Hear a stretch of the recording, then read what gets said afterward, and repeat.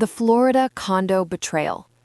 My name is Elena Morales, and for most of my 71 years, I believed that being a good mother meant never saying no. Not when my son Javier was 5 and wanted the expensive Lego set, not when he was 22 and needed help with his first car down payment, and certainly not when he married Sophia 4 years ago and their dreams grew bigger than their paychecks. I live in a modest 2-bedroom house in Kissimmee, just outside Orlando, close enough to Disney that tourists sometimes mistake my street for an overflow parking lot, but far enough that the magic feels like someone else's life. My late husband, Carlos, left me comfortable, a paid-off house, a small pension from his 30 years with the county utilities department, and a life insurance payout of $180,000 that I swore I would never touch except for emergencies. Javier was my only child, my whole world after Carlos passed from a sudden heart attack at 58. I told myself the money was for Javier's future, for grandkids I hoped would come soon, for the day I might need in-home care. Mostly, though, it became his present. It started small. Javier and Sophia were living in a cramped 1-bedroom apartment in Hialeah when they got engaged. Rent was $1,800 a month, more than both their salaries combined after student loans and car payments. "Just until we get on our feet, Mom," Javier said over FaceTime, his dark eyes so much like his father's that my heart folded like paper. I started sending $1,200 a month to cover most of the rent. It's temporary, I told myself. Temporary turned permanent. They moved to a nicer 2-bedroom in Doral, $2,400 rent. Sophia wanted granite countertops and a view. Javier wanted to impress his new in-laws. I increased the transfer to $1,800. Then came HOA fees for their building, $450. The electric bill spikes in summer, $300 to $400. Groceries when they ran short, $200 here, $300 there. Christmas gifts became $1,000 cash so they could buy what they really need. Sophia's medical emergency, a cosmetic procedure she called reconstructive, cost me $4,200. Javier's truck payment, $620, somehow landed in my auto-pay list after he co-signed and then forgot to set up his own. I kept a notebook in the kitchen drawer. Dates, amounts, what it was for. I never showed it to anyone. It wasn't about guilt-tripping them. It was about reminding myself that I was still in control. By my rough count, over 4 years, I had sent them just under $47,000, almost a quarter of Carlos's insurance money. My 401k took small regular hits too, early withdrawals with penalties I pretended didn't exist. But I was happy, or I told myself I was. Javier called every Sunday. Sophia sent me selfies of them at rooftop bars, at the beach, at her parents' house in Coral Gables. "You're the best abuela-to-be," she'd text with heart emojis. I bought baby clothes on clearance just in case. I practiced saying nieto and nieta out loud when no one was listening. The wedding was supposed to be my reward. They got engaged on Miami Beach at sunset. Sophia posted the video, rings sparkling, waves crashing. Javier called me, crying happy tears. "Mom, we want you there. You're walking me down the aisle if Dad can't." My chest ached with joy. I started saving again, this time for myself. A pale lavender mother-of-the-groom dress from Macy's, $289 after coupon, silver sandals, a small pearl necklace Carlos had given me on our 10th anniversary. I even booked a hotel room near South Beach for 2 nights so I wouldn't have to drive back exhausted. I lost 10 pounds walking on the treadmill so I'd look nice in photos. I practiced my smile in the mirror. I told my neighbor Rosa, "My boy is getting married. Finally, I get to be part of something beautiful." Then came the phone call. It was a Thursday evening in late March. I was folding laundry when Javier's name lit up my screen. "Hey, mijo, everything okay?" "Mom, we did it." "Did what?" "We got married yesterday at the courthouse. Super small. Just us, Sophia's parents, her brother and sister, and 2 friends from work. It was perfect." The room tilted. I sat on the edge of the couch, the phone suddenly heavy. You already got married? Yeah, we didn't want the stress of a big thing. Sophia's family flew her aunt in from Bogota. It was last minute. We figured we'd do a big reception later when things calmed down. I stared at the wedding dress hanging in my closet, still in its plastic sheath. I bought a dress, I whispered. Silence. Mom, I'm sorry. It felt right in the moment. You understand, right? You hate crowds anyway. I didn't hate crowds. I hated being erased. That night, I scrolled Instagram on my tablet. Sophia had posted stories: white sundress, courthouse steps, champagne flutes, her mother adjusting the veil, her father kissing her cheek, Javier in a linen suit looking proud. No empty seat for me, no mention, just captions. Best day ever. Hashtag just us, hashtag Mr. and Mrs. Suarez, hashtag Miami love. I cried until my eyes burned. Not loud sobs, quiet, tired ones. The kind you make when you finally admit something you've known for years. The next morning, my phone buzzed with a Venmo request from Sophia, $2,800. Rent plus HOA due tomorrow. Landlord threatening eviction notice. We love you. I stared at it for 20 minutes. Then I typed back, I only pay rent for people who invite me to their wedding. I hit send before I could overthink it. The messages exploded. Mom, what the hell? You're seriously doing this over a courthouse thing? Elena, please, this is serious. We're family. You can't just cut us off like we're strangers. You're being dramatic. It wasn't personal. I turned my phone face down and went for a walk around the neighborhood. The Florida sun was already merciless at 9 a.m., but I needed air. I passed the community pool where kids screamed and splashed. I thought about all the summers I'd skipped vacations so I could send them extra for air conditioning repairs or new tires.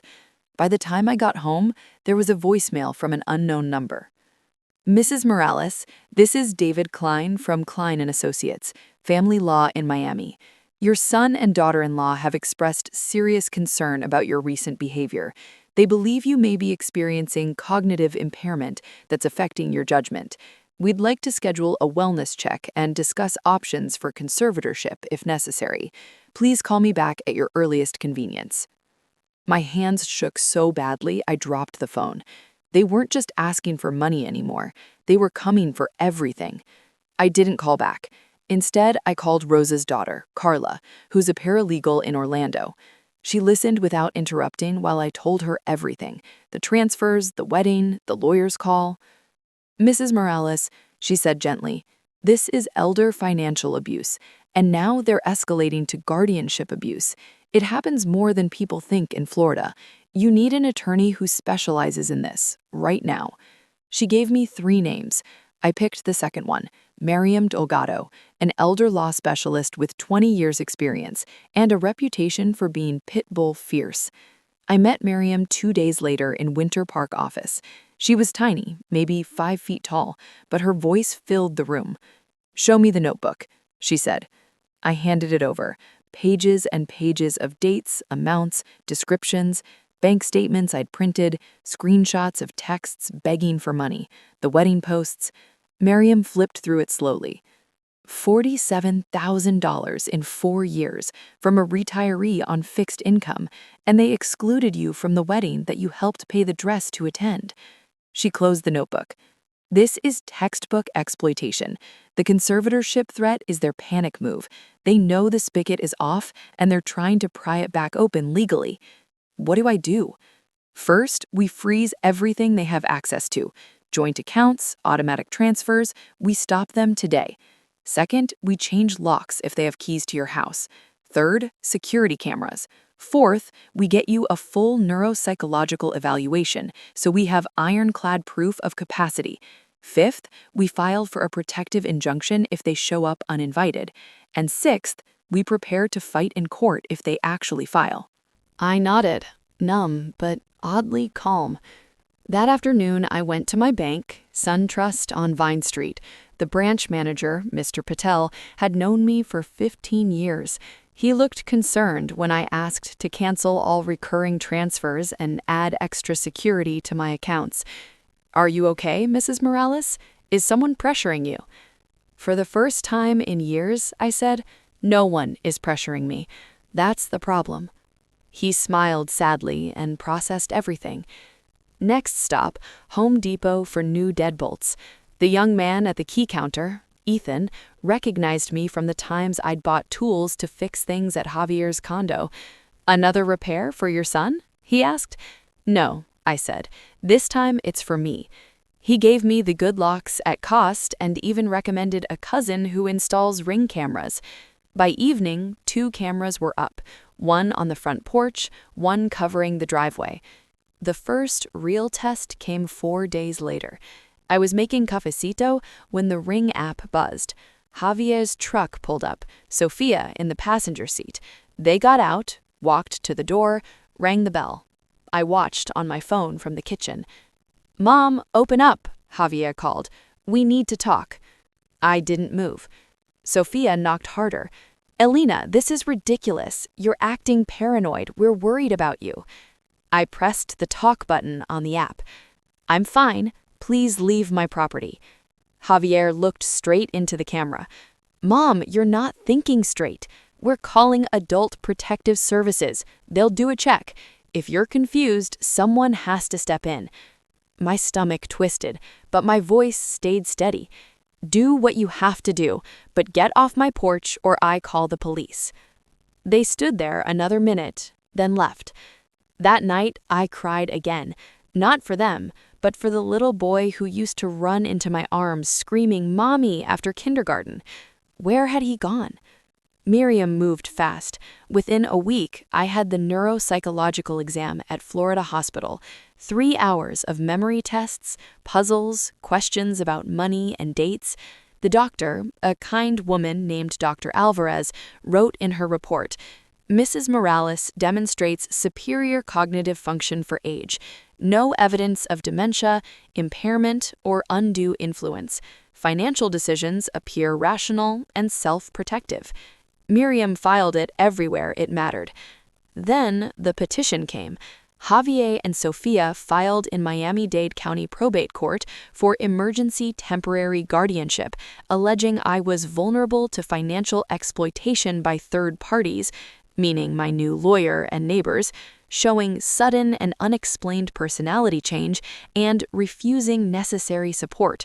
They attached affidavits, Sophia claiming I'd become hostile and secretive, a neighbor from their building saying I'd yelled at them over the phone, even a statement from Javier's boss saying I'd interfered with work calls. Miriam laughed when she read it. "They're desperate. No medical evidence, just feelings. We'll crush this." The hearing was set for 6 weeks later. In the meantime, life changed in small, beautiful ways. I started walking every morning with Rosa. We talked about her grandkids, my garden, old telenovelas. I joined a senior watercolor class at the Osceola Library, my first painting in 30 years.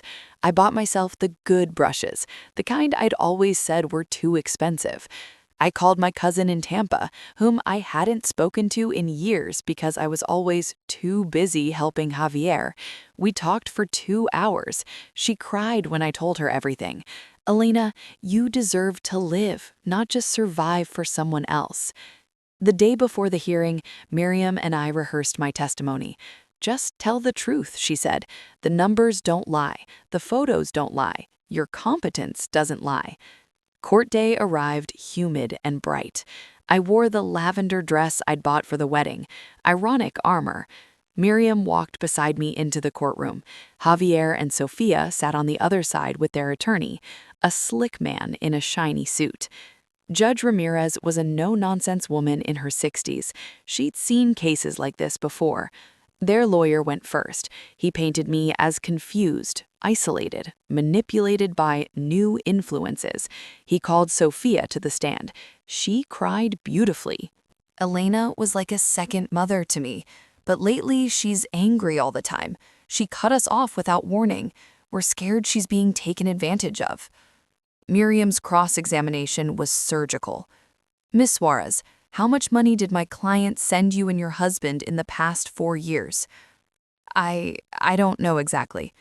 "Would $47,000 sound accurate?" Sophia looked at Javier. "Approximately," she mumbled.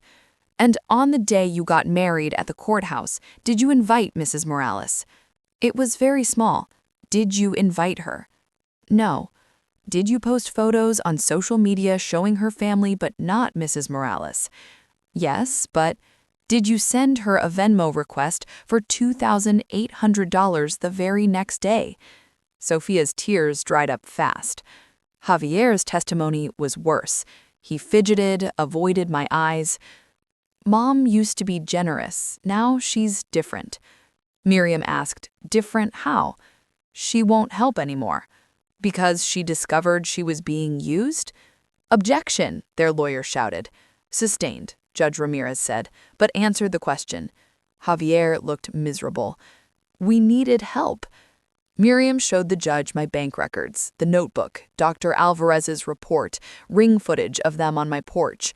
When it was my turn, I spoke quietly. "I raised my son alone after his father died. I gave him everything I could, but love isn't a bank account. When they got married and didn't invite me, after I bought a dress, after I dreamed of that day, they told me exactly where I stood. I decided my money belongs to me now. I'm not confused. I'm awake." Judge Ramirez deliberated for 40 minutes. When she returned, her voice was clear. "The court finds no evidence of incapacity. Mrs. Morales is competent. Her decisions rational. The petition for guardianship is denied. Furthermore, the court issues a 1-year restraining order barring petitioners from contact except through counsel. Any future financial requests must be in writing and reviewed by independent counsel." We won. Outside the courthouse, Javier tried to approach. A bailiff stepped in. "Mom." I looked at him. Really looked. "I love you, Javier, but I won't let you destroy me to keep you comfortable." I walked away. 3 months later, I sold the Kissimmee house. The market was hot. I cleared enough to buy a bright 1-bedroom condo in St. Pete Beach, walking distance to the Gulf, sunset views every night. I donated $10,000 to an elder abuse hotline in Orlando and put the rest in safe investments. I paint almost every day now. Watercolors of pelicans, mangroves, the pier at sunset. I joined a widow's book club. Rosa comes to visit, we drink cafecito on my balcony and laugh about nothing. Sometimes my phone buzzes with unknown numbers. I don't answer. I heard through a mutual friend that Javier and Sophia moved to a cheaper apartment in Broward County. Sophia got a job at a nail salon, Javier's working overtime at the warehouse. I don't gloat. I just breathe easier. At night, I sit on my balcony, watch the waves, and talk to Carlos like he's still here. I finally learned, Amor, you don't have to buy love, and you definitely don't have to pay for people who won't even save you a seat. The stars come out over the water, and for the first time in decades, I feel light. My name is Elena Morales. I am 71 years old, and I have finally stopped being everyone's emergency fund. Now I'm just me, and that's enough.